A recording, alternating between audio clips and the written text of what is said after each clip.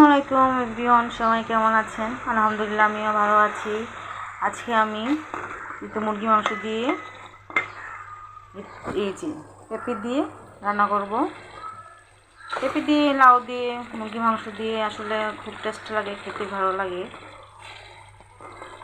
আজকে সেটাই করব, সেটাই আপনাদের সাথে আমি দেখাচ্ছি।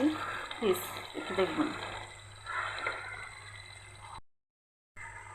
এখন আমি পেঁপেগুলো দিয়ে দেবো।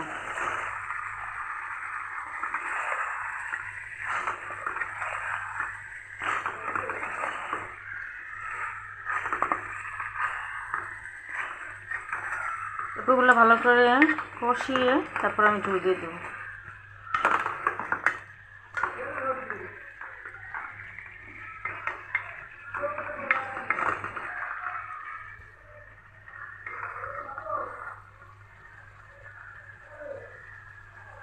ঝুল দিয়ে আমি সেটা নামিয়ে ফেলবো।